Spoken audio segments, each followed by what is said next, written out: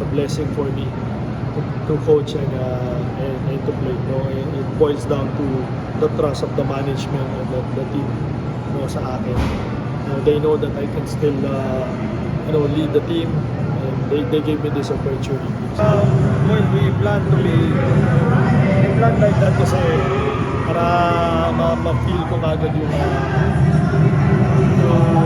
game. That's the most siguro yun yung na-feel namin na pwedeng gawin. We had a good start. Sayang we hindi namin na-sustain yung style namin. But you know, marami kami mga lapses, especially defensively. So we need to see that, especially going into this quarterfinals. We will definitely be in the bottom four, so you never know kung sino pa yung mga kalaban namin. We for sure will be ready kung sino yung mga kalaban namin. Coach, did you accelerate this starting they well, of course, meron konti, pero again,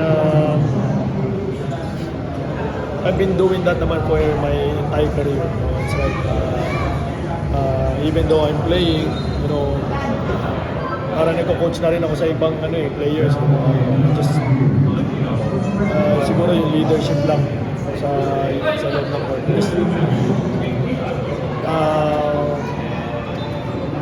Dalawang gwardiya yung nawala sa amin eh.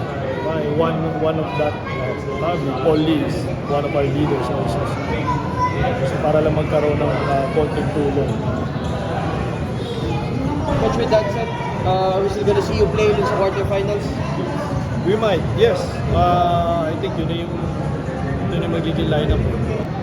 Whatever happens sa career ko sa coaching, but definitely I will learn from them. Just like when I was playing basketball, I always learn. Every day is continuous learning. Now I'm coaching, it's a continuous learning for me also. So it's been really, it's been quite a journey for me as a coach. Playing against these great coaches. So I mean, marami akong natututunan. I'm still looking forward to play, you know, a lot of great coaches moving forward. Coach, personal fit, I think 6 or 7 na tao ka pa lang na naging player coach sa PBA in history.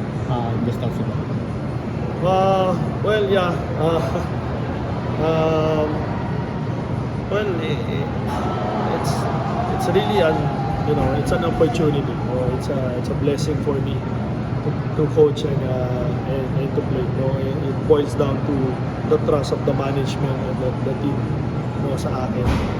They know that I can still lead the team, and they gave me this opportunity. So I'm really thankful, of course, kay Boss Al.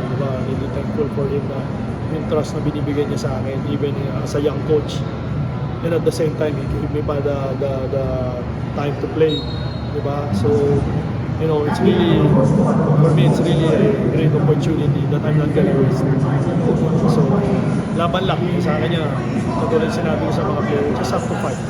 Continuous fighting and just believe in ourselves. Mahirap pa? Mahirap sa simula, mahirap kasi kailangan mo magturo at the same time, diba? You have to be on the floor. There's a lot of things that natin kailangan isipin eh. Mahirap, it's not easy. Not easy, but it's doable. Kaya naman. Of course, with the help of my coaching staff, I trust them. I trust them that they're gonna make good decisions for me. If I'm playing in the court, hindi ako coach, player ako. So sila na bahala sa labas. And if I'm on the bench, then I'm the coach. Ano lang naman? Wala yung password. Ayun nga eh, sana nga.